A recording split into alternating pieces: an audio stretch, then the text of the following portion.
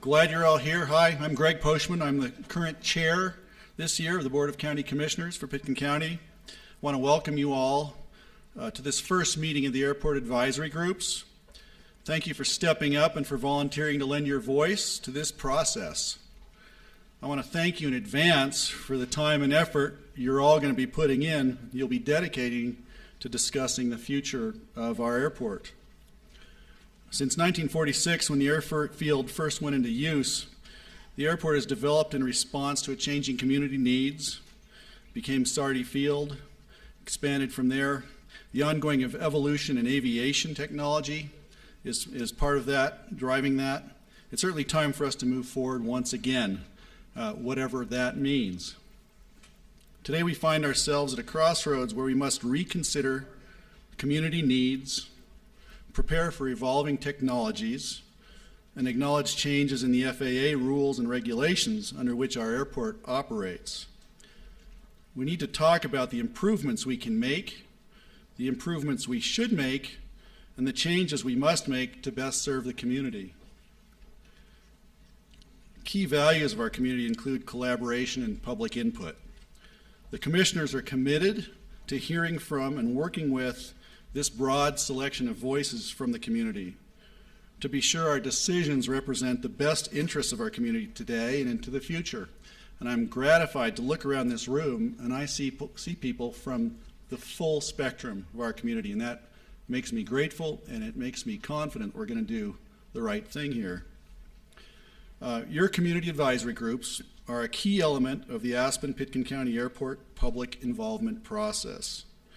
We'll do our absolute best to share project information, hear your feedback, and use it to inform Pitkin County's decision making. The program's 4 advisory groups have distinct charges and focus areas to facilitate an effective two-way flow of communication between the community and the county.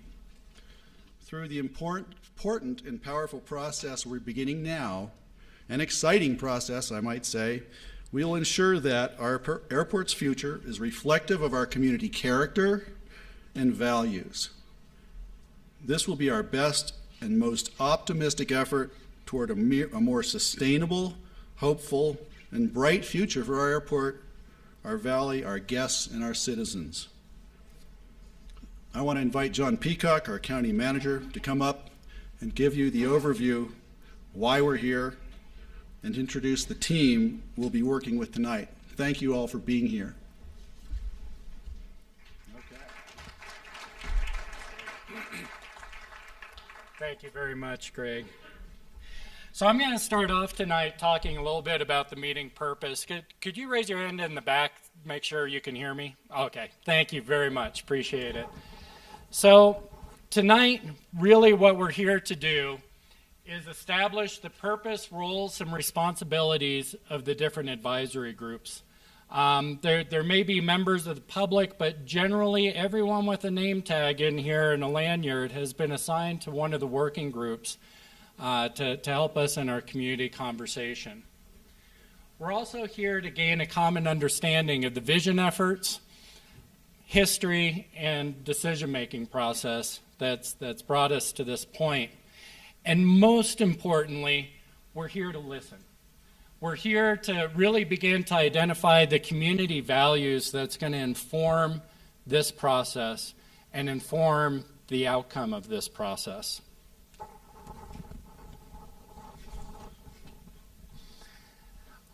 Our agenda to get there tonight, before I go into the agenda, I'd like everyone to take a note. Almost everyone has smart devices these days. I know not everyone does, but for those of you who do, we actually have a survey that we're going to ask you to take over the course of the evening, whether it's on a break, whether I'm talking about something boring and you need a break.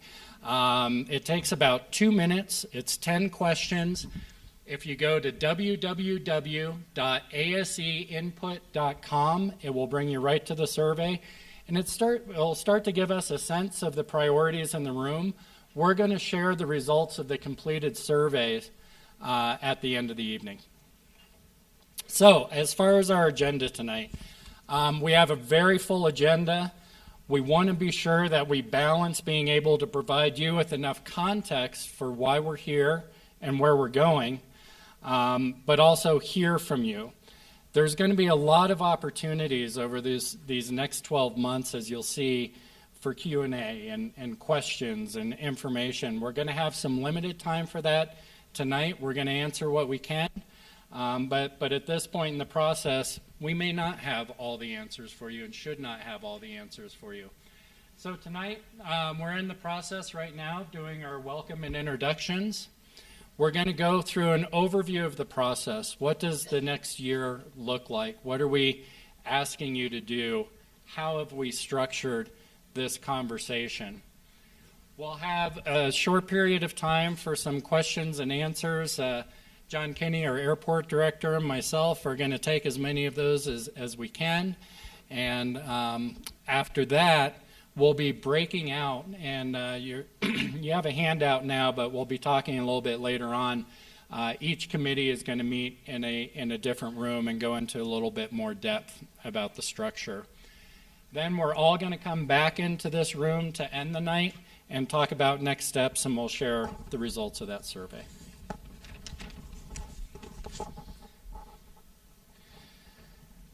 Pitkin County has a strategic plan. Everything we do, every dollar we spend, every action we take, we seek to align back to that strategic plan. And the strategic plan is really made up of three core focus areas: flourishing natural and built environment, having a livable and supportive community, and having a prosperous economy. And the reason that we put those into a Venn diagram is sometimes those things don't all three naturally go together, but what we seek for a vital community and for a high quality of life is balancing them. And this process will be no different. In terms of the next year, we see under livable and supportive community that we're really going to be focused on the community engagement and participation. And a big portion of our discussions are going to be centered around having a sense of personal and community safety, particularly as they relate to the airport. On flourishing and natural environment, we're going to have a lot of conversation about how we balance having conserved natural resources and environment with ease of mobility via safe and efficient transportation system, and having a well-planned and livable built environment. And then under prosperous economy, we're going to be concerned about having a sustainable economy and employment and responsible and accountable stewardship of our county assets. Everything we do is aligned to this strategic plan, and we hope that the conversations that we'll have as a community will seek to balance these values. So why are we here? It's always a good place to start the discussion. I've told you kind of what we're going to be doing tonight, what some of the county's guiding principles are. But why are we here? Simply, we are here as community representatives, all of us, whether we're staff or volunteers or what have you, to learn and have a robust community dialogue about what levels of air service our community wants and needs now and in the future, what standards we have to meet to achieve that level of service, and finally, what airport improvements we can support as a community to ensure the airport meets the community's current and future air service needs. So first, it's what do we want? What standards do we have to meet to get what we want? And then what changes, what improvements can we support as a community to get there? To do that, we have to find the right balance between different community needs and different community values, and we have to find the compromises that will help us build community while we address our infrastructure needs. That's really why we're here at the end of the day.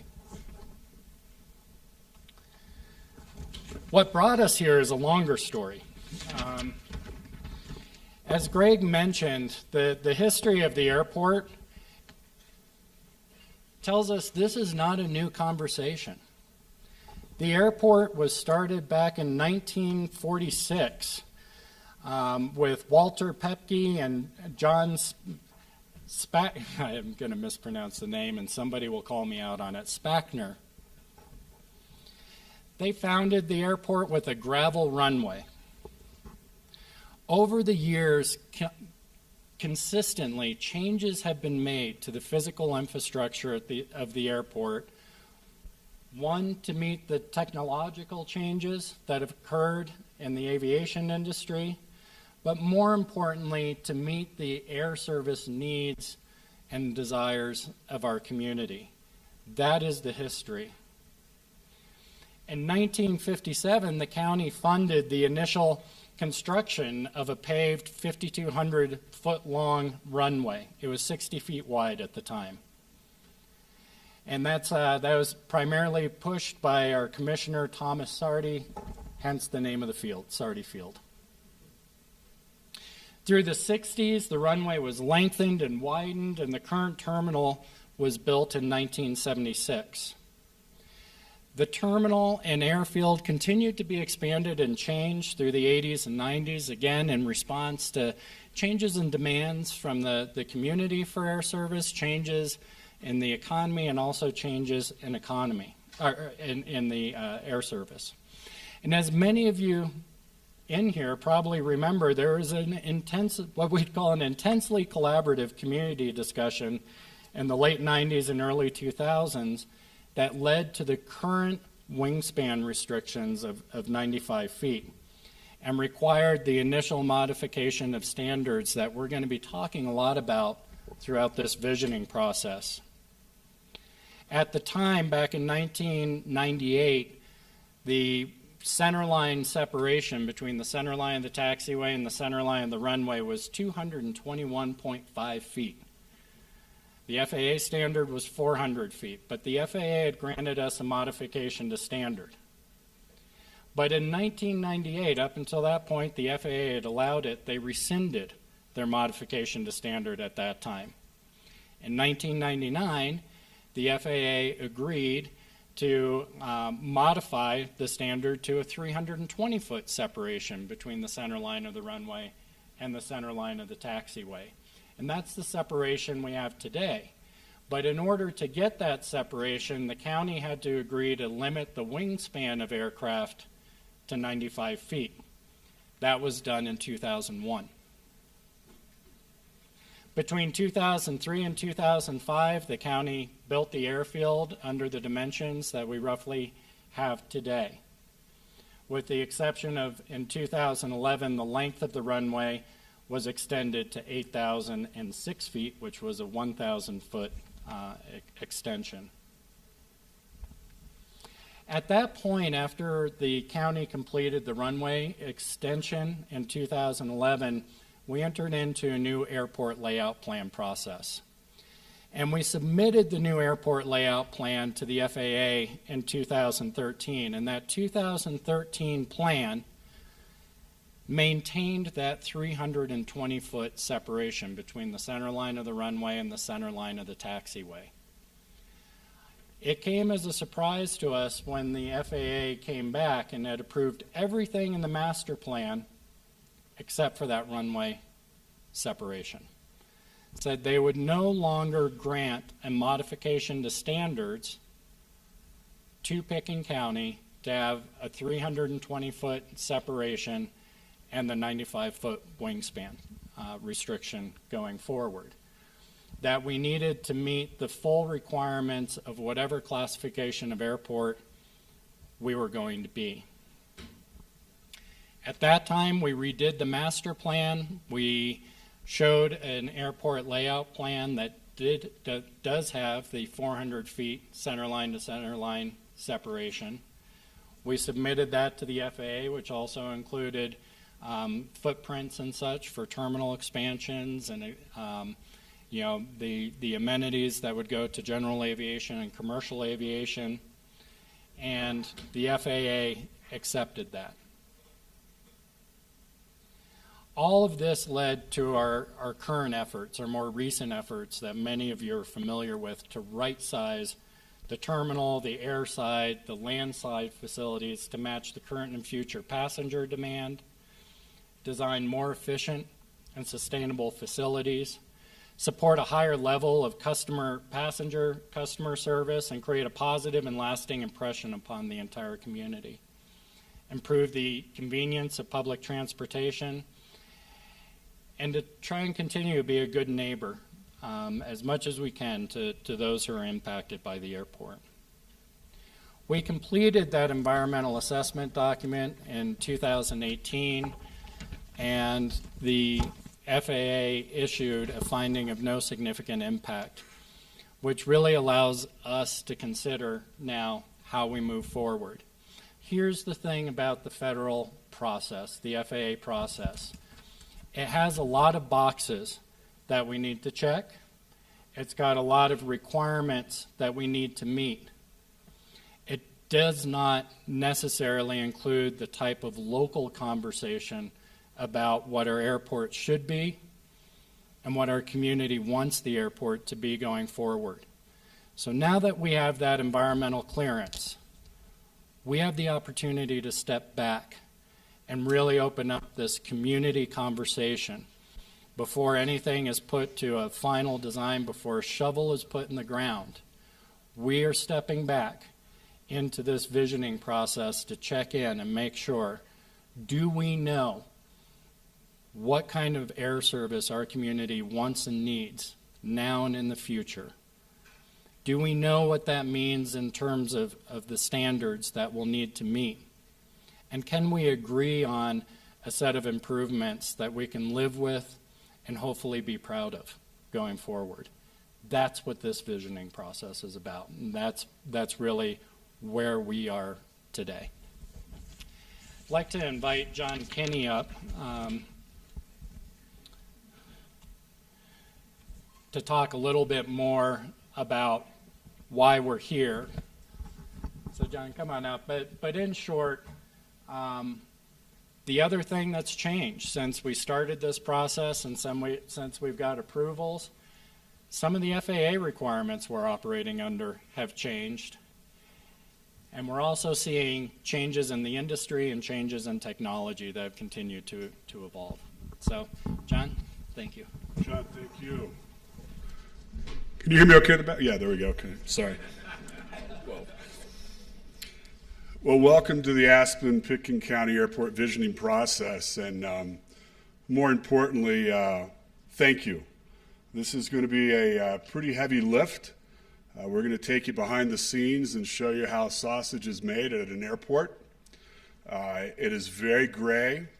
There's not a lot of black and white unless you're dealing with safety or security issues. There'll be a lot of variables. There'll be some pre-scripted, half-written scripts that we'll have to recognize if we continue to have the relationship that we have with the FAA going forward.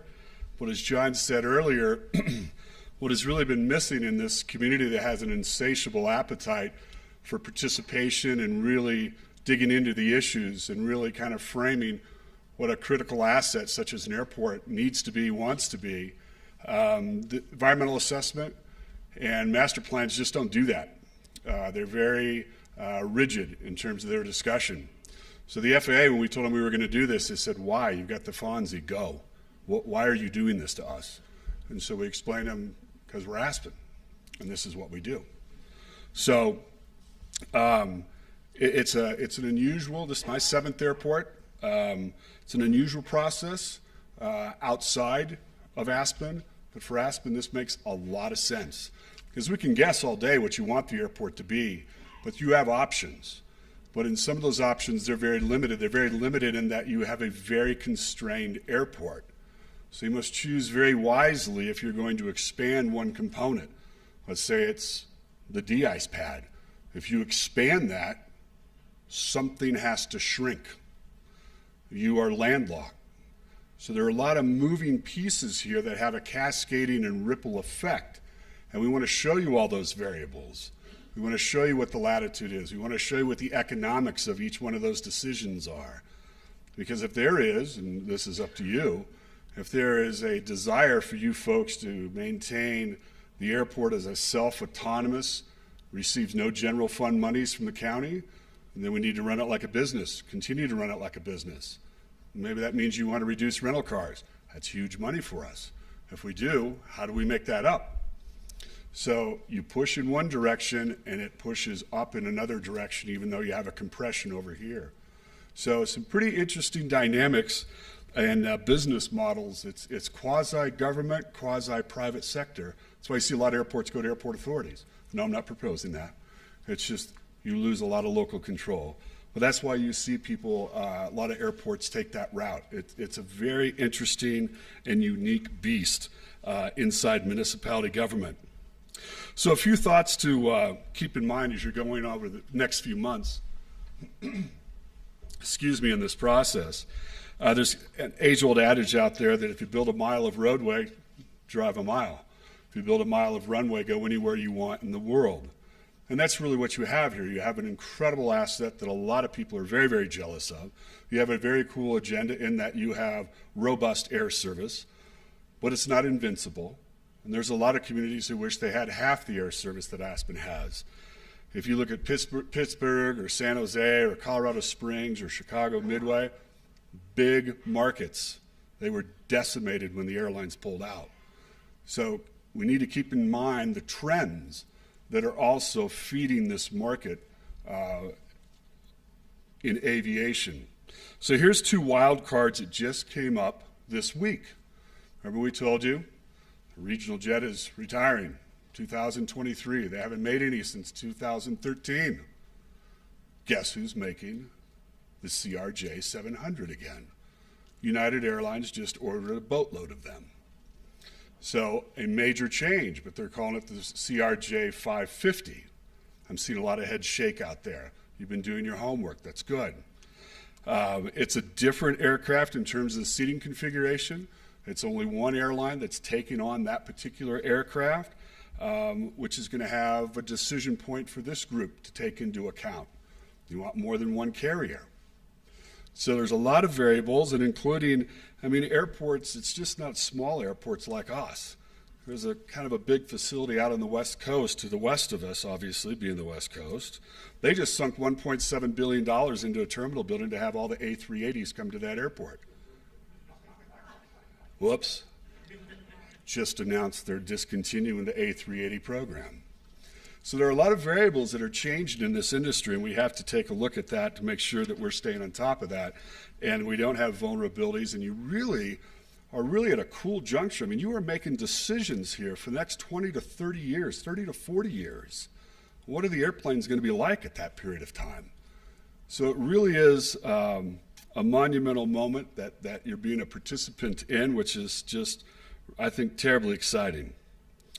So, as we talked about, the issues definitely are gray. There are many variables. There's many agencies that regulate us. We do have some obligations that are not only in perpetuity, but some that only go for decades, others that don't have a sunset clause associated with them. So, I'm very excited about your participation, very excited about what your thoughts are, because two of you choose any two outsmart me, and many of you one-on-one outsmart me. So we can look at this all day long, but you're going to look at it from a very different prism. And that's exciting to us because that means we're going to get it right from the community's perspective. This is your airport. It's not the FAA's airport. They will tell you it's their airport, and then they have a lot of leverage. But at the end of the day, this is your airport. So what do you want it to be when it grows up? So having said that, I'll now start my 45-minute PowerPoint presentation for you. I'm not going to do that to you. All right, so let's talk about, this is, I thought was a pretty cool saying actually Melissa Dumont found. A gentleman by the name of Elliot Gearson, you probably met him. Very different views, and somehow by getting them together, that's a typo, the next few words, from the soundbite culture, we find that people actually agree on far more than people assume they do. And the secret is you're here. And I think this encapsulates the task you have ahead of you. So see, these are some of the key questions that we need to be looking at. What are your community goals and concerns? What are the constraints and drivers affecting the airport? There's many. It's unbelievable, the number of constraints. Airspace, on the ground, the mountains. We're going to bring those all to the forefront so that you make the best informed decision. Financial constraints. What are your recommendations in terms of the airport? What if you just continue with the status quo? That's an option you can take a look at. What is the role of the airport long-term? Customer experience. If you haven't been out the airport, we'll leave a sign-up sheet out there for you. Love to give you a tour behind the scenes. There's not a single person who has said yes to this question, these two questions. Would you want one of your family members working in these conditions? Not a single person has ever said yes. Would you want your employees working under these conditions? Not a single person has ever said yes. It's really rough out there behind the scenes at that terminal. So maybe just improve the terminal. I don't know. These are the 4 buckets that are really going to be guiding your discussion that we're going to do a deep dive in, or as deep of a dive as we can. What are the federal, state, and local responsibilities and regulations? We're going to be bringing in a gentleman by the name of Greg Walden, ex-chief counsel of the FAA, teaches a lot of this stuff at George Washington back in D.C., really a bright individual, and he'll be sharing kind of what is the gray. He's sharing it from the airport's perspective, not from the FAA's perspective. Airspace, big changes coming in airspace across the country, going to GPS, global satellite as opposed to ground-based radar. The facility layout, we're going to give you all sorts of what-if scenarios. There are some constraints, would be an understatement. And finally, what's feasible? What's funding? Should we do, and how do we phase that? We do it all at once? Don't do it at all? Something in between. So a lot of variables, but each one of the variables that are going to be coming into play will be fitting into one of these buckets. So I'm now going to ask Mike Herman, who is with Kimley Horn, regional director and a program lead for this, to come up and talk to you about the process. Thank you.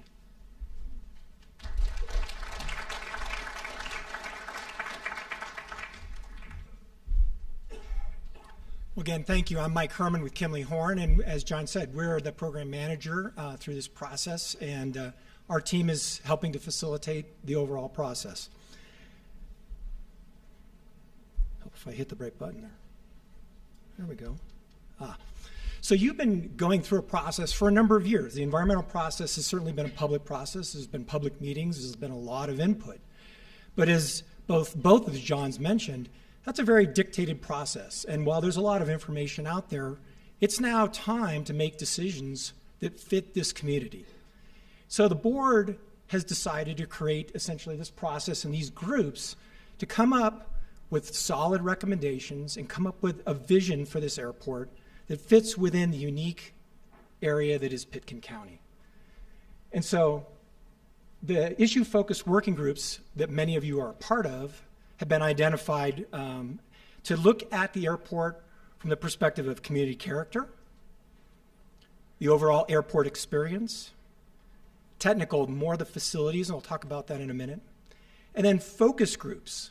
There are some very specific, in-depth questions that need to be answered, and that group is going to be tasked by the Airport Vision Committee to help dig into those extra deep. The Airport Vision Committee has been created, again, by the board to take all that input, integrate it into a series of solid recommendations. Those recommendations then become the board's to make a decision on. So what are we going to do for the rest of 2019? So it starts essentially with this meeting at the upper left, which is just the why we're here and starting the process off. The next 2 meetings that start in March and in May, I'll call more data collection. We're going to talk to FAA experts. We're going to talk to air industry experts. We're going to talk to the folks who are looking at what's going on in terms of aircraft so that the community can understand there are external drivers to this whole process.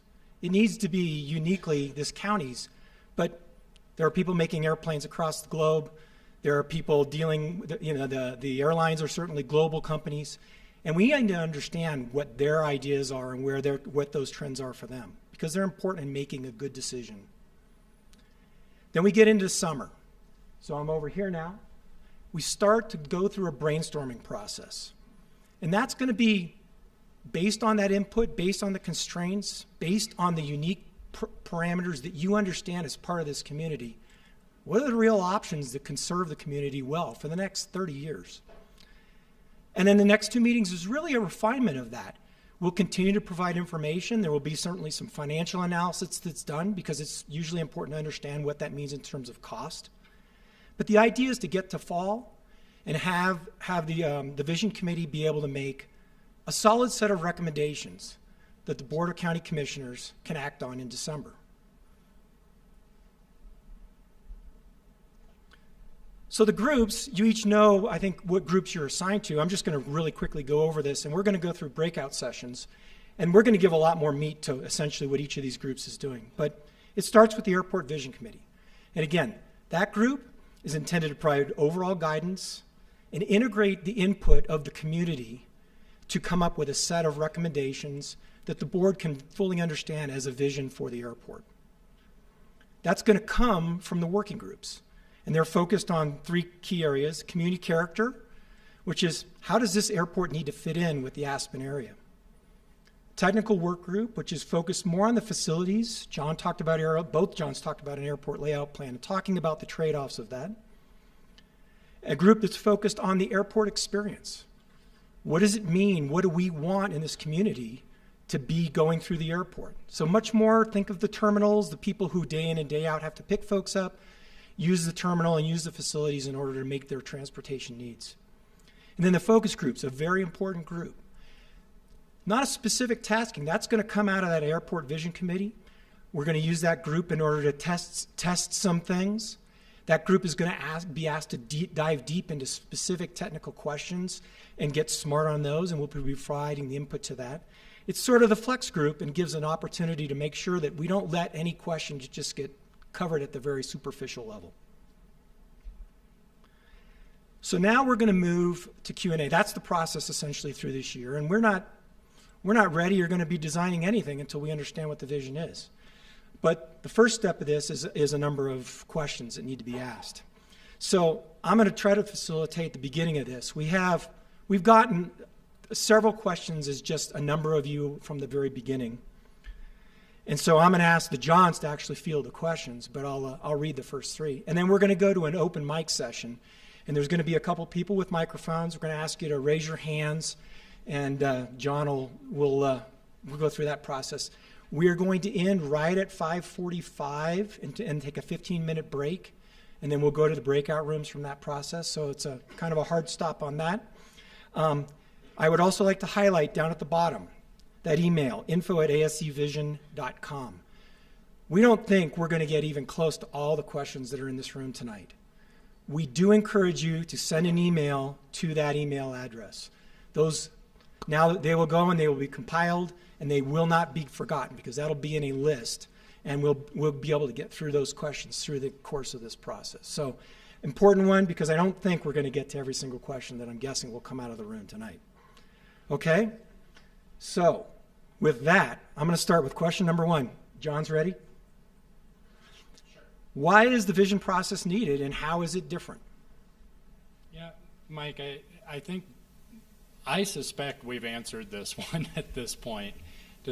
Does anyone need further explanation on question one? I think we've tried to focus on what's different about this. This is not a federal process. This is your chance to really talk about what the community wants. So raise a hand if you want us to go. We've got all kinds of stuff we can say here, but yeah. Hi. Do we want to, I think we got a mic.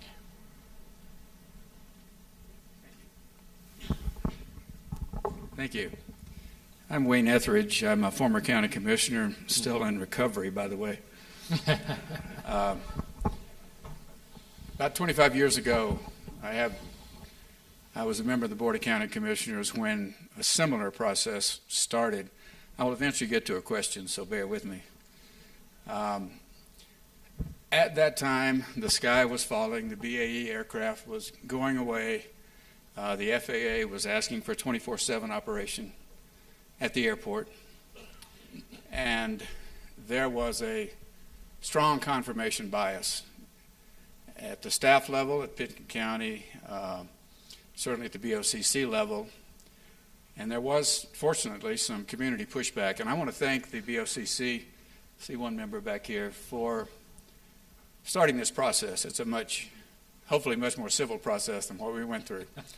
We were facing, allegedly, the loss of our service aircraft. We were facing a demand from some local pilots and the aviation industry at large to operate 24/7. You can imagine what a 24/7 operation would be like in this community. Thanks to the funding, frankly, of Don Henley of the Eagles, who used to live in Woody Creek, myself and some others started a process with some firebrands from Woody Creek, and I dearly miss them, to try to get a handle on this I just want process. to be sure, because other folks may have questions. I can hear you doing a long history here. If there's a, I'll get to a question, so bear with me for a second. What I'm concerned about immediately, and this is the question, I didn't see safety listed anywhere. And I vividly remember, I'll give you a quick history here. I vividly remember being in a car with members of the NTSB, which is the National Transportation Safety Board, driving along Highway 82 and pointing out the physical constraint of Shale Bluffs. I vividly remember that because just a few years later, a state-of-the-art aircraft smashed into Shale Bluffs about 300 yards short of the runway, and some 300 people, 18 people were killed at that point. So my question is, why isn't safety, even by itself, not a major issue that's being addressed? safety is absolutely a top priority for the county. It's a top priority for the airport. It is a top priority for the FAA. It'll permeate every discussion that we have. When we talk about separations between the center line of the taxiway and the center line of the runway, why are we asking that question? We're asking that question because it's a safety standard. And it's a safety standard that's evolved over time based on the experience at other airports, things that have been learned. And so everything starts with a safety concern, Wayne. So thank you for asking that question. In terms of the visioning process, we were not expecting this broad cross-section of our community to be able to necessarily sort through all the engineering aspects that would relate to safety, but rest assured that is going to be a huge part of our conversation as we go through. Yeah. And thank you. Question number 2. Is the airport being expanded to allow larger aircraft, for example, 737s? So this goes back to the question that we started with, right? Is what is the level of service that this community needs now and going into the future?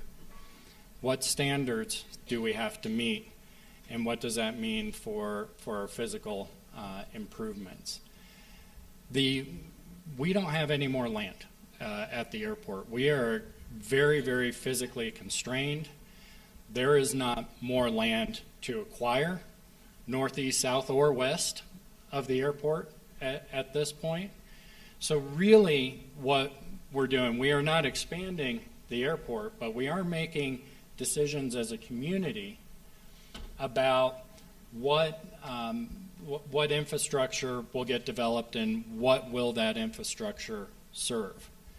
This is not the previous conversation that's focused on bringing a specific aircraft in, but as you're going to see throughout this process, there are changes in the industry, there are changes in technology, and there are changes primarily due to safety, Wayne, and what we're required to do.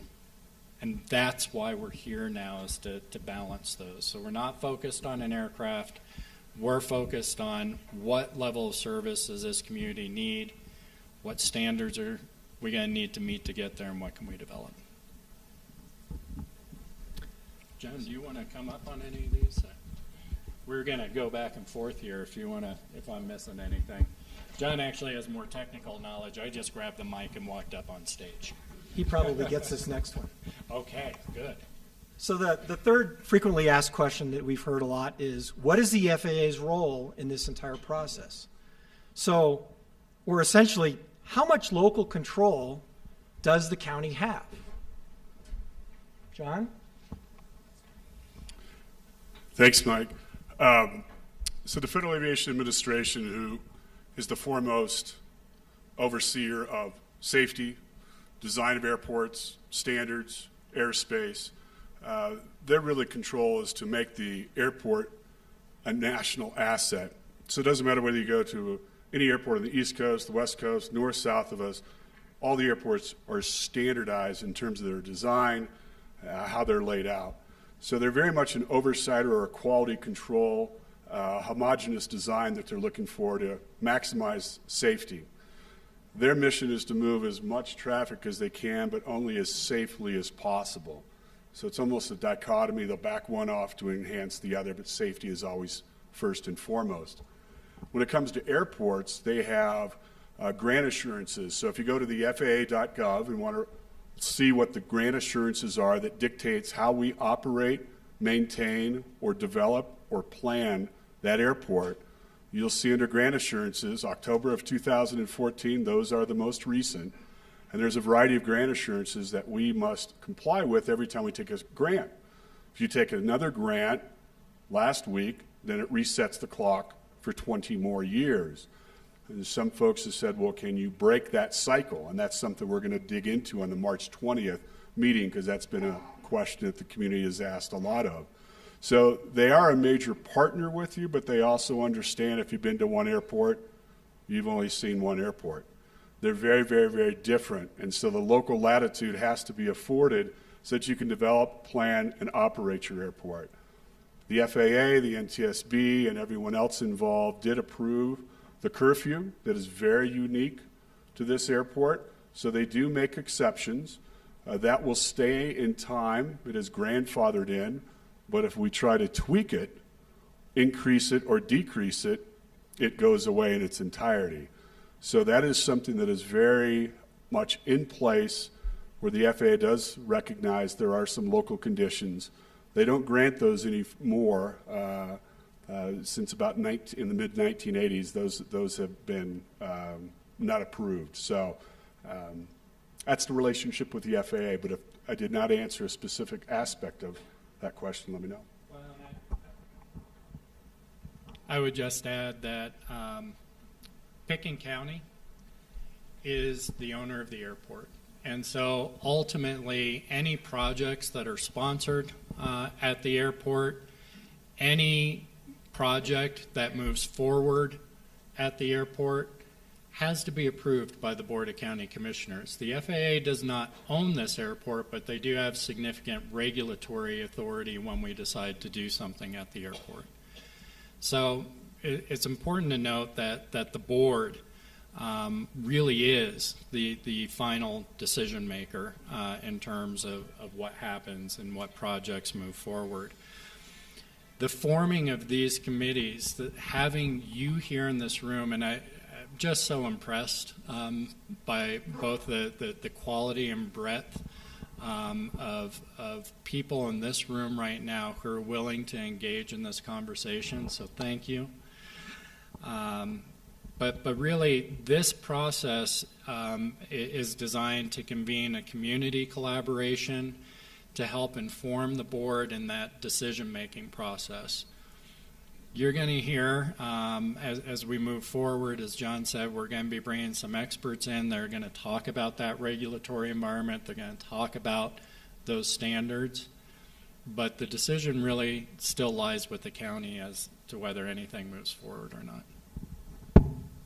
Okay.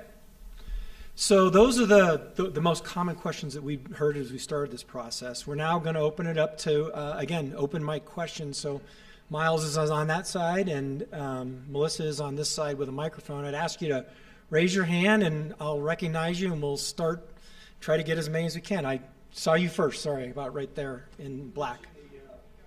Yeah, sorry. That way everybody can hear. You mentioned the FAA gave us a modification on the category of the airport. Could you talk to how those categories, what those categories are, and the FAA's role in funding the airport? It's it's a Pitkin County airport, but I think I understand that the FAA contributes a bunch of funds and how that works. John Kinney? Yeah, you guys are going to have to share now, sorry. Could you explain the airport categories and then what role the FAA has? Sorry, very hard of hearing, but I just missed the key word, what type of categories the airport falls under. So thank you, John. The airport categories, this is going to be a federal scale, not our scale, so if it's confusing, hence the source. So the scales, when you're talking about TSA, Cat X is the largest airport, and then it goes 1, 2, 3, 4. We're a Cat 3 based on our passenger volumes, which have been increasing steadily over the past 4.5, 5 years. We are just about to go into a Cat 2 classification, and that's based on the number of passengers that you are screened, and there'll be additional security requirements that we will have to have. The TSA does not have grants for the most part. The only thing that they fund is inline baggage systems. We're too small to have a system like that. So basically any improvements from the TSA in those categories, we would have to go on our own. In terms of the FAA, they classify airports large hub, medium hub, small hub, non-hub for the most part. There's a few below that. We are a non-hub, just about to go into a small hub classification. With that, there'll be probably more opportunities for grants. There'll be less airports to have to compete with. In terms of the funding that we get, we have entitlements by its very nature. We're entitled to them based on our volumes. So every time that you have an airline ticket, it can, the PFC, the passenger facility charge, the taxes, that goes into an airport user fee system on a national scale. And based on our volumes, we then get those fees that come back to us. It's a little over $1 million, $1.5 million a year that we get in terms of a passenger facility charge. So that's a grant that we get from them. You then also have the discretionary grants, and discretionary grants, you compete for those. You have to make your case to the FAA. Basically, the closer you get to the runway, the higher the priority because of safety and capacity, what they're trying to build in the national system. So that.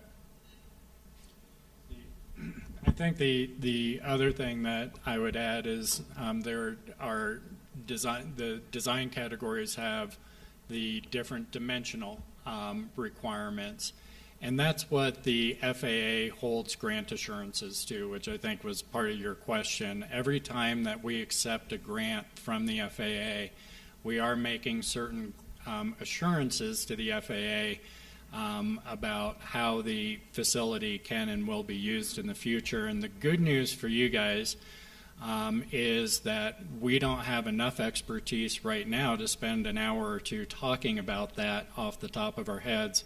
But in the March meeting, when we come back with the former chief counsel of the FAA, they'll be able to go into a lot more detail on your question. You talked about passenger loads, you talked about commercial, what about our whole private, the general aviation? How does that fit into categories and does the category have to do with the center lines of the taxiways and the center line of the runway?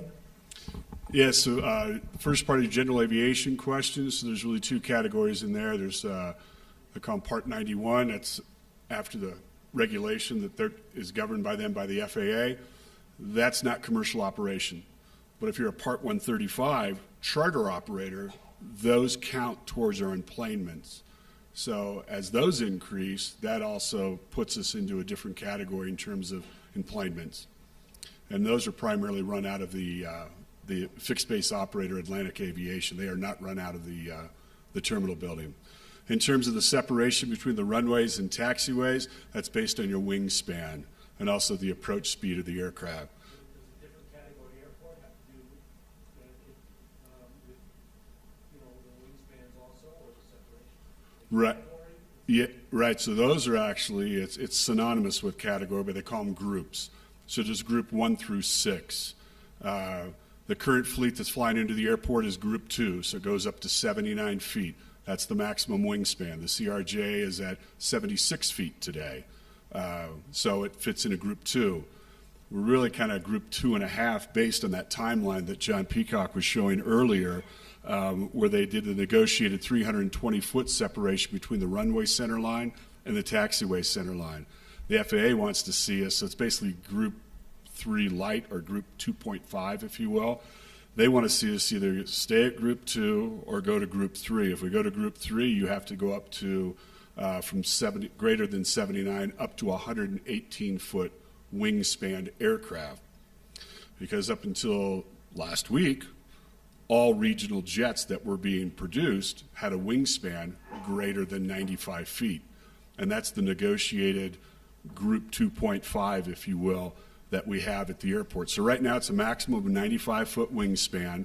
There's a lot of corporate jets that come in between the 93, 94, 95, just shy of 95-foot wingspan.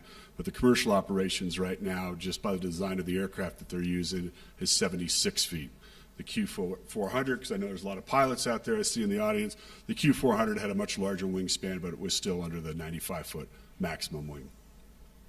Okay. I would just add to that the modification of standard was really for design group 3 airports. So we, the FAA considered us group 3.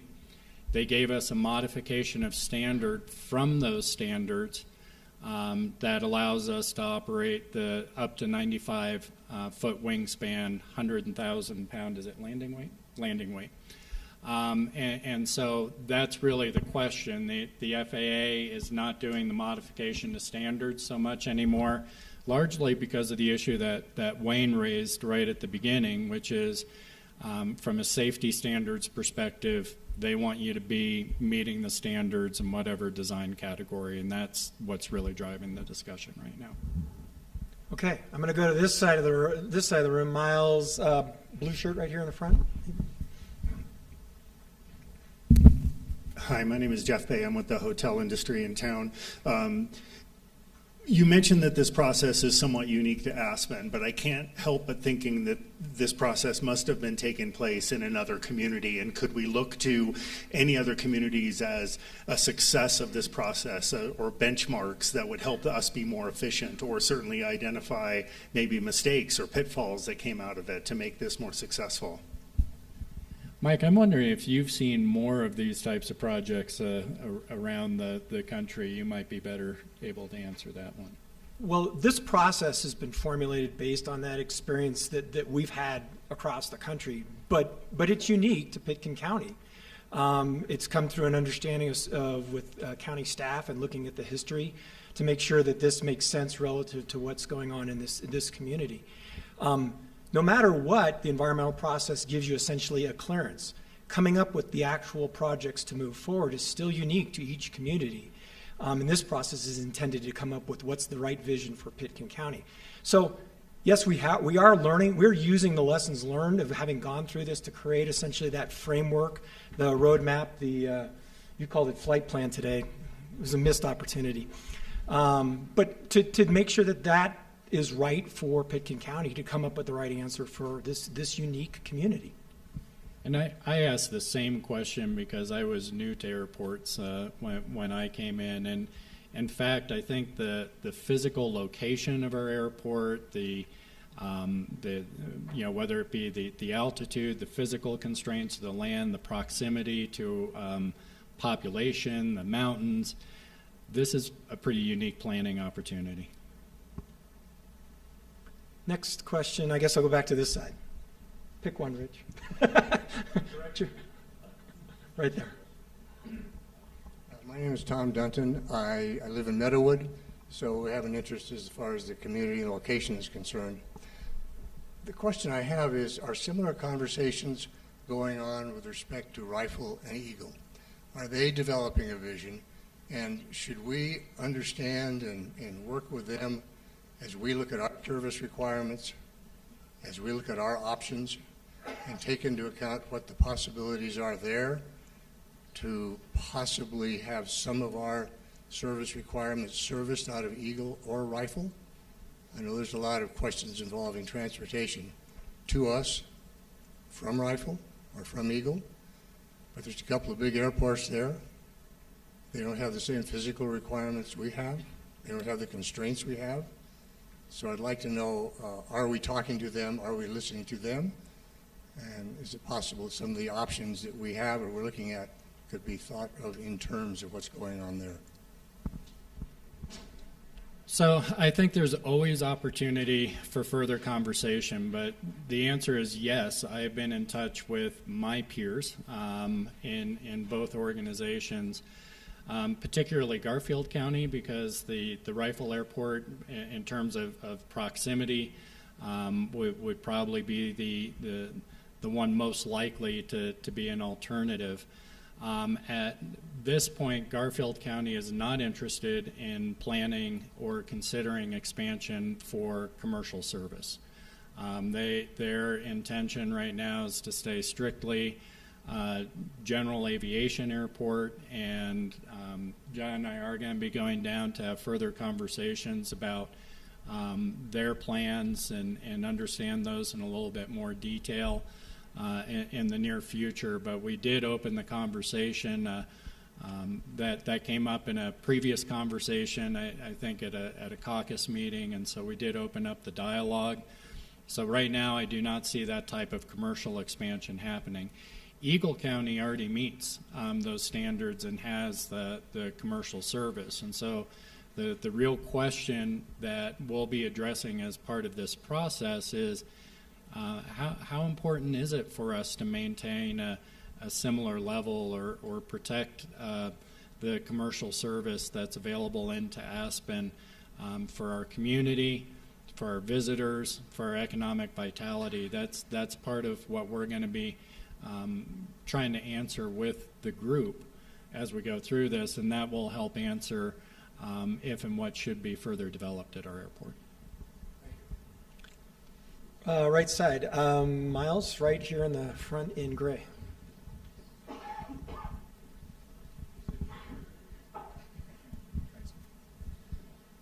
I think everybody would agree that the expansion of the airport would be a growth generator.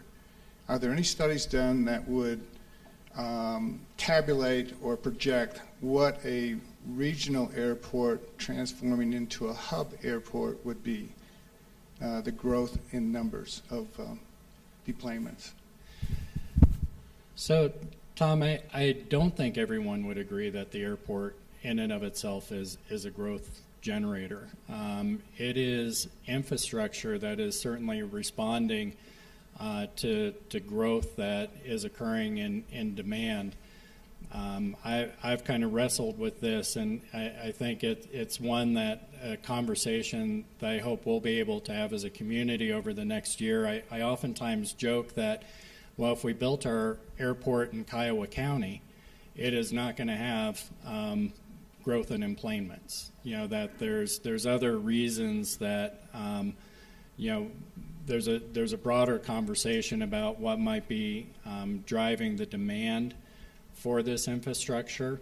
However, we are very conscious of the growth concerns in the community. So part of the information that we're working on is trying to get build-out analysis for the community, both in the county, which is a little bit easier for us, but also to do some projections within the municipality to understand what that growth that's happening in the community might mean for demand at the airport, and that's going to be information that we're going to hope to be able to share back with the group.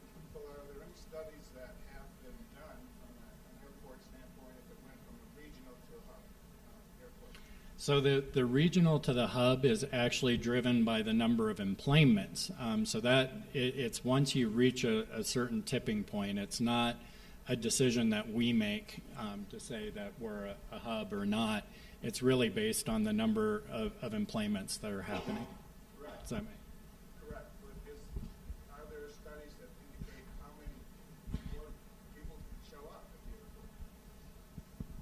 No, I'm saying that. So I think we're talking flip sides of a coin, Tom. So what happens is it's after the people show up at the airport that determines whether you're a hub or not.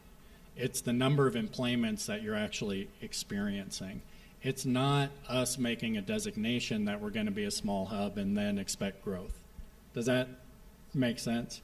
So the answer is probably no, because it's driven by the employments already happening. I thought I heard that with the expansion, we would become a hub versus a regional. No, what I think we meant to say is that our employments have been increasing over time, and we're approaching the number of employments that would change that category.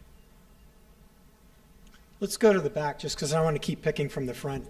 All the way in the back on the aisle.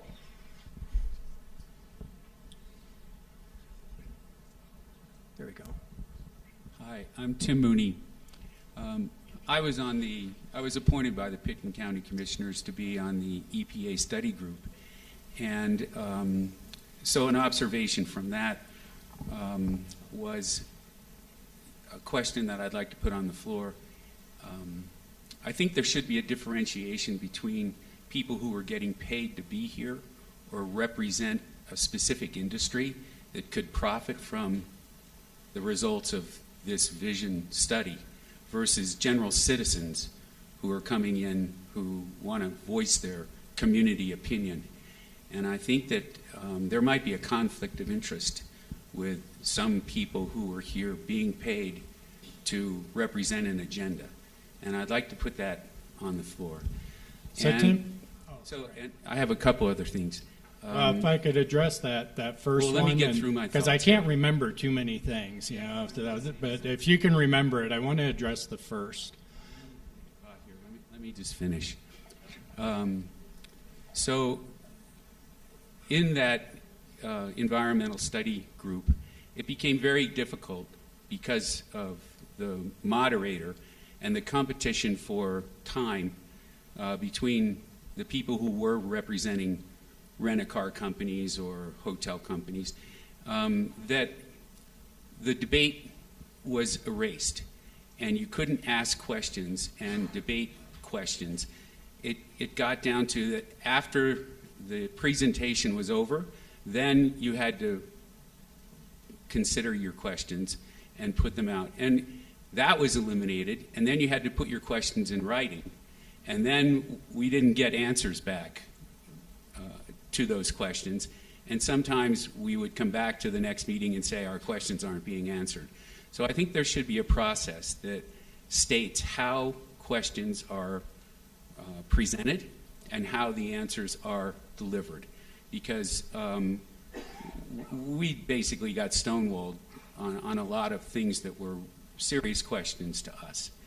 And my last point, and this is why I want to kind of get this out, going back to the frequently asked questions of the airport being expanded to allow a larger aircraft, if we only have a certain number of hours of operation because of our curfew and our safety factors, and if we are pushing to get from a 0 hub to a 1 hub, can't we calculate what the employments are going to be? And if we say this isn't about getting a larger aircraft, we're going to say that we're never going to be a 1 hub or a 2 hub, because we know what size planes can come in here safely, and we know the capacity, so we can say we're never going to get to this level of expanding our category. So why, in our master plan to build the airport bigger? And to get to the point of Tom's question, I think we should have people put their hand up and say, who thinks the airport is a growth generator, instead of just, going with one opinion. Thank you. So let me address the first. One of the things that you're going to be hearing when we go into the breakouts is that by the board appointing you to these different working groups and the visioning committee, you've actually been appointed to a public body under Colorado state law. And so there's going to be bylaws associated with that because you are a constituted public body now. Welcome to the fishbowl, by the way. And part of those bylaws will have a conflict of interest clause and a process to be vetting whether there is a conflict of interest. I think the board was very conscious in terms of choosing representatives to be on the committees that really represent the community and different segments of the community. And everyone is here because those views are valued, those views are necessary, and all those views need to be heard. Regarding the previous process, I think we've tried to address that process was more scripted. I think in the federal process, frankly, we stretched the federal process to bring more community voice to the table, more planning and public input than is typically the case. Typically, there's a requirement for 2 public meetings with an EA. Through our process with the master plan, the EA, we had 200. Okay, between coffee chats and public meetings and trying to gain input. And I understand that there's some frustration with folks who were in more of the box checking exercise. All I can ask is that you stay with us, and we are going to try and make this process different. To the third point around growth, we are going to be trying to produce data that would indicate what we anticipate build out to be.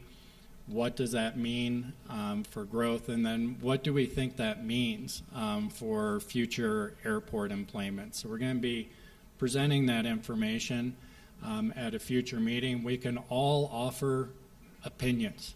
We can all offer conjecture. We're going to try and offer you some real analysis, but we don't have that for you tonight. Okay, let's go back to this side. Oh, right there. 1 second. This is a very basic question, but I'm curious about what the total cost of this revisioned airport would be and who's actually paying for it. So I'll try and address the first, and then the paying for it I'm going to hand over to John Kinney. That's a harder question. So the first part of your question is it depends. And I don't want to equivocate too much on you, but if we knew what we were doing going into this process, I could answer that question. But we're asking this group to make recommendations, and depending on what those recommendations are and what infrastructure you choose to emphasize, what infrastructure you choose to de-emphasize, it could have a very, very different price tag. I think at the top end right now, and Mike, throw something at me if I'm too far off here, but if we were to go with what was approved under the current environmental assessment, it is a large price tag. We're looking in the $450 million range, plus or minus. I'm going to let John talk about the payment side, but that can change significantly depending on how we approach the infrastructure question. So don't take that number to the bank. That's why we're here, and that is not a foregone conclusion. But in terms of how payment works, I'll give you someone with a better radio voice. Okay. It's really airport user fees. So we don't receive any funds, general funds from Pitkin County or anyone else. We are autonomous, self-sufficient, self-sustaining. And our airport user fees, to get a little bit more specific for you, the airlines will pay us fees per flights. That's landing fees, that's fuel flowage fees, that's lease space fees. We also get PFCs, passenger facility charge, the head tax, if you will. And we also get CFCs, the customer facility charge, which is a head tax derived from the rental cars. And then there's also grants, and we talked earlier about discretionary grants and entitlement grants. We also receive revenues, considerable amount from parking, land leases, rental cars, landing fees, and ground transportation, whether it be taxis or hotel operations. Basically, we create the market. If you enter the market, we have the ability through the federal government to charge you a fee, and we can charge you reasonable fees based on the cost recovery program at an airport, which is pretty capital intensive. And I would just add that right now, tax dollars, local tax dollars, do not go into the airport. It's supported by the grants, fees, and on-site revenues. Right here in the hat.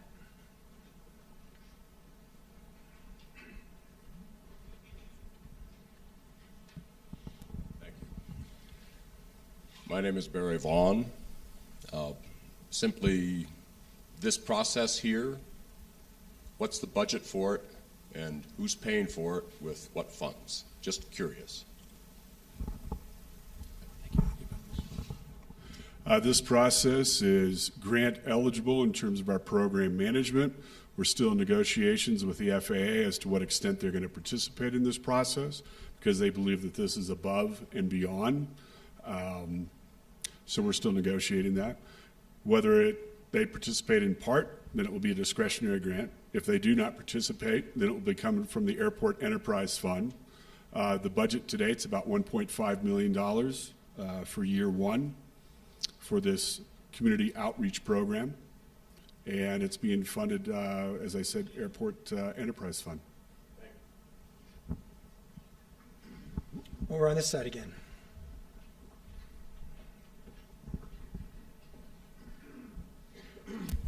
Hi, Evan Marks.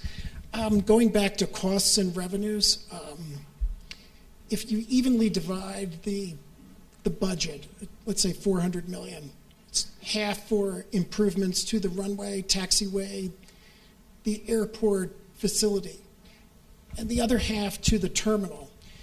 How will that be allocated? We understand that commercial aviation, obviously, you're going to deal with user fees for the terminal area.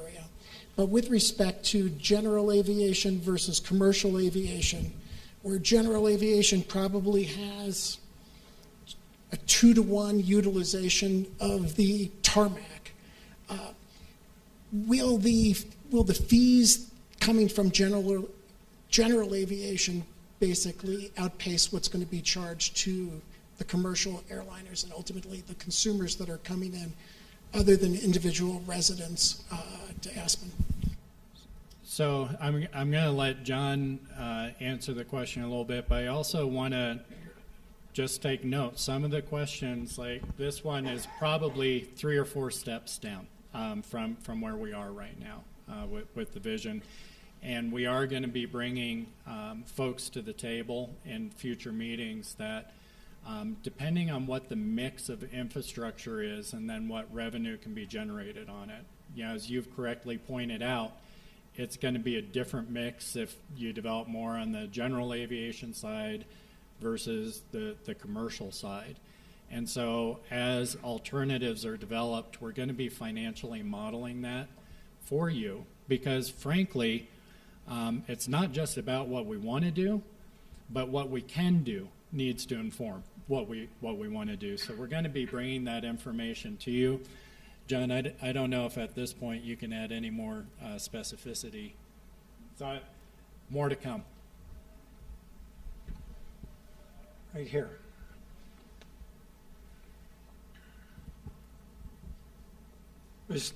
We'll go there, and then you next. I'm Richard Heedy, and I'm impressed with this process so far, but I'm concerned that if public outreach is through these various working groups, it won't be enough to forestall public comment before the BOCC. So I'm hoping that as part of this process, the groups as well as the managers in the airport will make early, frequent, and comprehensive communication with the public through various media so that we can raise issues publicly as the process goes along. And thank you for bringing that up. And you'll notice in the schedule, after we get through the information side, as we're going through, we're going to have kind of gap months between the working groups meeting and the visioning committee meeting. It's our intent that we're going to be going out and having conversations with the public at each step, so that whether it be through open house or survey mechanism, whatever, we're going to have multiple channels for the general public to give feedback throughout the process, and the working groups will have the benefit of that. So thank you. Since I promised you next. I am curious that the commercial aircraft coming into Aspen that pilots have to have special training, I understand. And as you know, there have been many accidents in this valley, and Aspen Airport is considered the most dangerous airport in the country. Would we be better off if the private carriers were also required to have special training before they flew into the valley? Well, just before I hand this off to John on that, I have not seen any statistics that support the assertion that Aspen Airport is one of the most dangerous airports in the country. Certainly, I've seen some great news articles and such where they like to rank the top 10 most dangerous airports, but there's usually not stats to back that up. And that's part of the role that the FAA plays, the NTSB plays, and ensuring that there is a standard of safety for all of our airports. So I just want to be cautious about putting that out there without having any data to support, that somehow we are the most dangerous airport. But I think the real question, John, as I understood it, was, is there an opportunity to require special training for the GA aircraft, which is where we probably see more accidents, certainly, than commercial. So, John? Thanks, John. Another John. As many of you know, the Federal Aviation Administration regulates that population.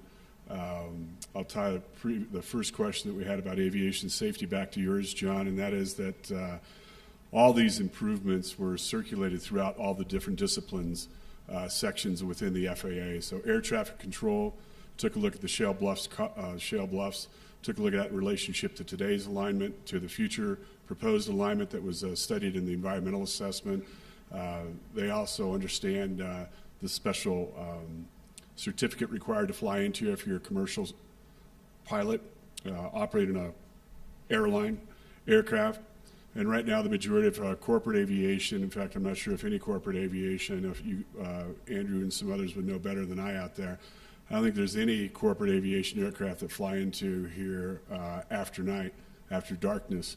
If there is, it's very, very, very few. So it's somewhat of an overly or already regulated group of folks, and that's really being driven by the insurance folks who have the insurance coverage on the hulls of the aircraft. They're dictating that. But it's really a federal preemptive issue, and that's the FAA's purview and not ours as to what type of pilot license is required to come into and out of the airport. Just one more addition, though, but as we bring in the former chief counsel of the FAA, we've captured that question. We'll be sure he has it, just in case there's an option we have not considered or are unaware of. Other question? Wow. Oh, sorry, I see one way in the back on the right. Miles, way in the back, next to last row.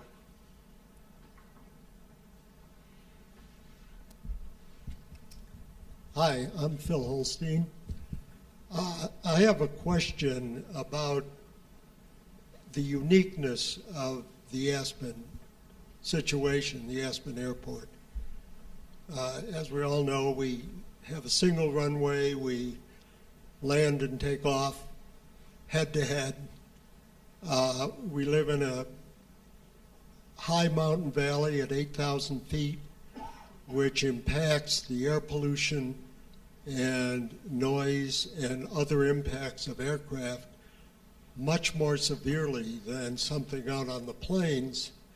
And I wonder how the FAA can have one standard for all airports. I can understand DIA and Los Angeles having a similar standard, but Aspen has a very different situation, and that is why we have not had 737s land here up till now.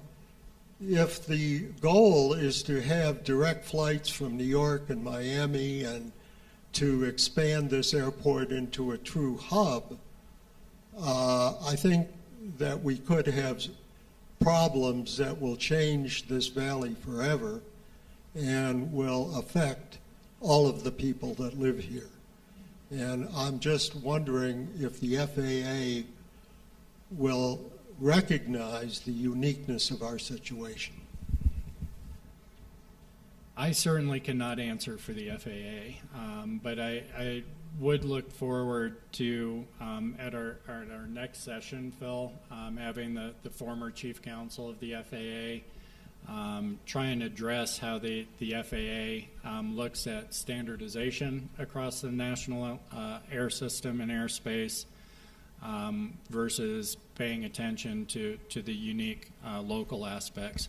We also have a real opportunity here. There is no doubt there are impacts from air service on our community, higher on certain parts of our community than others. And that's why it's so important that we have the opportunity to be educated about the different technologies, the different aircrafts that are being developed. Some are far more efficient. Some have different noise profiles, and that's going to be one of the questions we have to ask ourselves as a community. Do we constrain our infrastructure so that we only have maybe one type of aircraft that can serve us and we're beholden to that, and that has a certain type of impact profile, or is there an advantage to opening that up? That's going to be all of the information that we're bringing to help us figure those questions out as a community. Another question. Oh, right over here, sorry. Hey, Michael Miracle.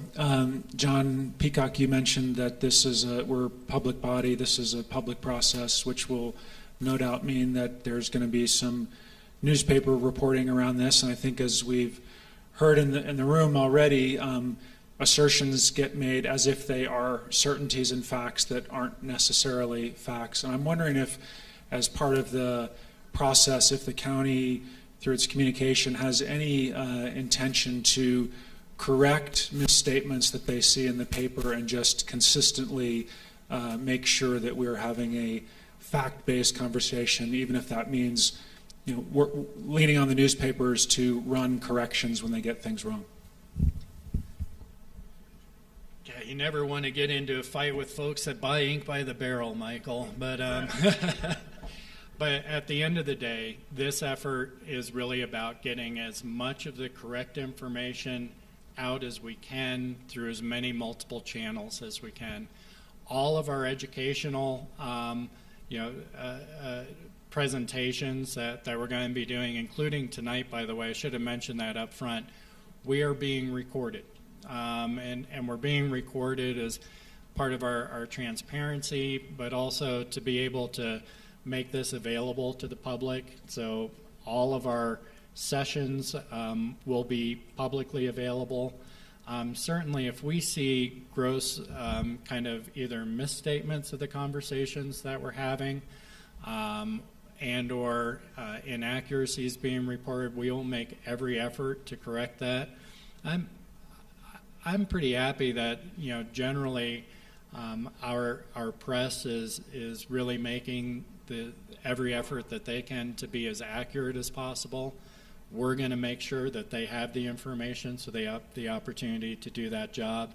And if there is a misstep somewhere, we'll certainly have those conversations, just to be sure we're all operating from the same base.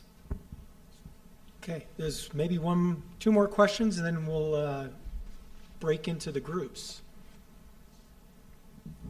So I think there are, Frida Wallison, I think there are probably some themes in this group and concerns about safety and getting some statistics on accidents at the airport. I remember that crash in Shell Bluffs, and as I recall, as it was reported, it was driven by an inexperienced pilot, perhaps, being egged on to land when he shouldn't have in conditions.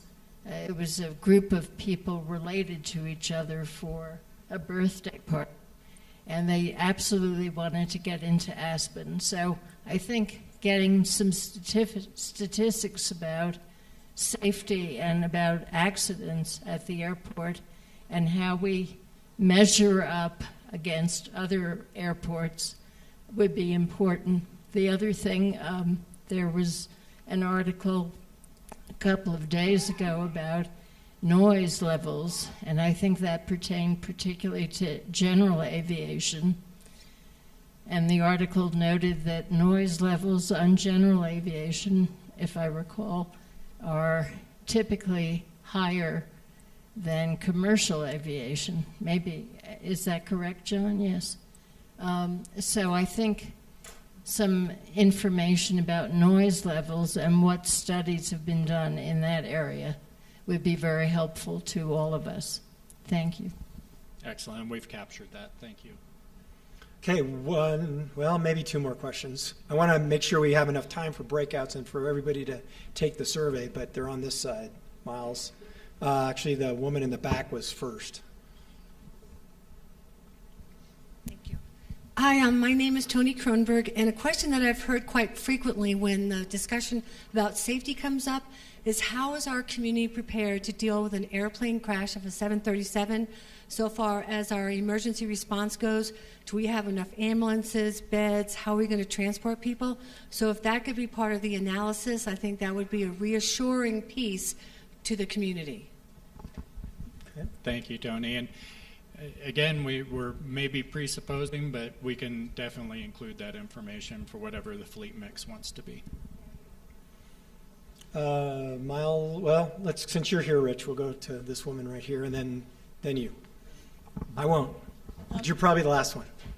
I wanted to add to what Frida said and urging some of the committees or somebody to get information on the number of diverted, canceled flights, because I think one of the things that's going to impact my vision is the relationship of our service to weather. Thank you. Okay, one more. This gentleman right here in the aisle. I'm Roger Nicholson. If I remember correctly, Frontier dropped Aspen, stopped serving Aspen, because they didn't want to fly some older prop jets in here anymore. I guess it wasn't profitable. That leads me to my question, which I think John Kinney could answer, and that is that I think I heard somebody say that him say that United now is going to have a newly produced under 95-foot wingspan airplane. Okay. That would then, I think, put them in a monopoly position if we did not act to make things larger. I just want to confirm that I heard correctly and wonder if an airline other than United would somehow decide to use those same airplanes. Roger, thank you. So currently United Airlines is the only one that is discussing that they have placed orders for the CRJ 550, which is the 50-passenger version of the CRJ 700. SkyWest is looking more towards the CS100 as the old name. It's now been renamed by Airbus, who acquired that company, as the 220. So they're looking at different aircraft by different carrier. The point that I was trying to make, just kind of bookend the spectrum of issues that you need to study. Some folks have said, well, if they're going to make the CRJ 700 version at a wingspan within the Group 2, why don't we just hold there?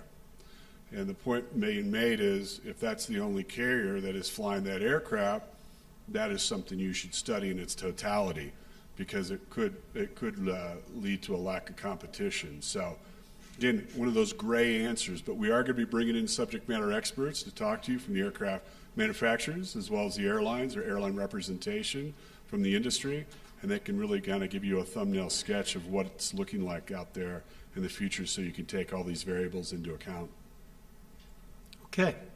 So with that, I'm going to remind again, we will take questions to that email, info@asevision.com. So for those who didn't get a chance or come up with a question on their drive home tonight, please send them in. We will definitely be keeping track of those. I also want to highlight, remind the survey that we mentioned at the beginning. It's really only 2 questions. One is a ranking of 1 to 10, so it's a pretty quick survey. Hoping there'll be a couple extra minutes so that people can go ahead and do that during the break, so we can compile that, and when we wrap up tonight, we'll have some idea of how you are prioritizing the issues that are facing the airport.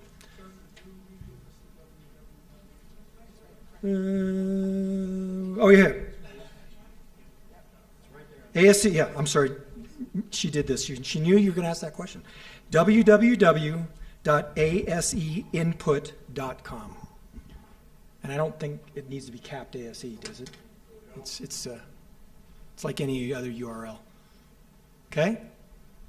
So with that, just a little bit of talking about the breakout groups and just some logistics. So we're going to break up essentially and regather still at 6 o'clock. So you have a little bit of time to grab a drink, some granolas, whatever we've got out there. Do the survey, please. And then the Airport Vision Committee will be meeting upstairs in the Caddo Boardroom, so it's upstairs, right up there. The 3 working groups are broken into 3 different areas. Community Character Work Group is the Barksdale lobby, so that's right out here, right, Melissa? Yeah. Right out here go to the right. The Airport Experience Work Group is in the Murdoch Lounge, which is back that direction. And the Technical Work Group is in the Kaufman Room, which is actually downstairs. And for the lucky few that are in the focus group, you get to stay right here in McNulty, which is the major room. And again, we will convene right at 6 o'clock with those groups, and we'll talk about a lot of the details within the groups. And again, please do the vision and send in any questions to ASEvision. Thank you. Last group is the focus group. It's that big group that kind of stayed in the main room there. We're starting at a very high level with community values, hopes, dreams, and must-haves. What is our sort of cap do you want? And why does the mayor and the city council make us suffer with the traffic? I'm concerned about them going down Valley as well. If the group has questions and we want to meet at another time. Everything you've been talking about is within the confines of the airport. I want to thank all of you for spending the last 3 hours with us getting organized for what is going to be a year-long effort that I think is going to be incredibly important for our community today and our community in the future. I'm really excited about everyone that's in the room and the conversations that we're going to be having over the next year. This is really hard to read, so I'm just going to give you a few highlights from it. We are going to post the results on our ASEvision.com website, so if you want to go back and look in more detail, this is our first take from tonight. The longer the bar, the more important it is. So the number 1 item up here, safety of aircraft, followed by reliability of air service, quality of air service and customer experience, flexibility to adapt to future changes, sustainable operations,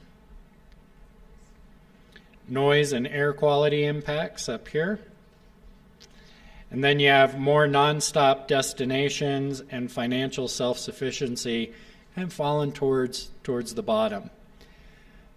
This is our initial take. This is where the group as a whole is coming from on these issues. These may evolve and probably will evolve as we go through the process. How do I get to the...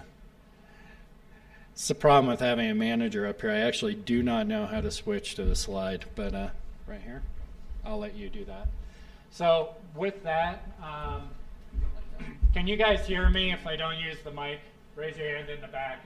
Okay. I'll just project for a second then. As the slide comes back up, we have our next meetings coming up in March. Is that coming up? All right. So March 20th, we will be discussing federal preemption and FAA requirements. We'll have the former chief counsel of the FAA here to speak to us on that. We may work on a couple other speakers based on feedback that we're getting tonight. On May 7th, trends in airspace and the air service industry. We're going to be talking about changes in aircraft technology. We'll be trying to get some industry expertise on what will happen. Just a reminder, those right now are both anticipated to be in the same time slot, 4 to 7. Melissa? Yes? 4 to 7? 4 to 7. 4 to 7, back in this building for those. Then July 11th, September 18th, and October 2nd, we have our working groups that will be meeting. We're trying to get these dates out here as quickly as possible so that you can get them on your calendars.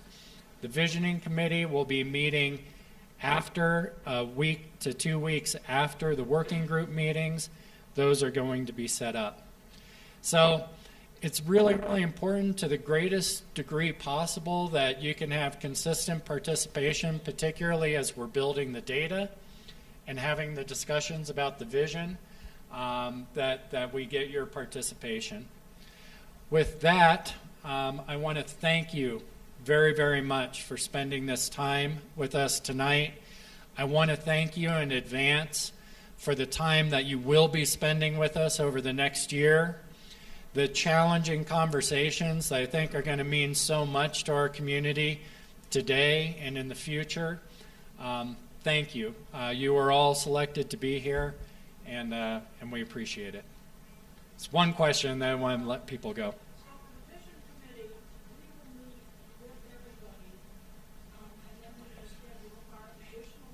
Correct. March and May, you're meeting with everyone. It's informational. We're doing all the same information at the same time. All right. Thank you, everyone. We appreciate you being here.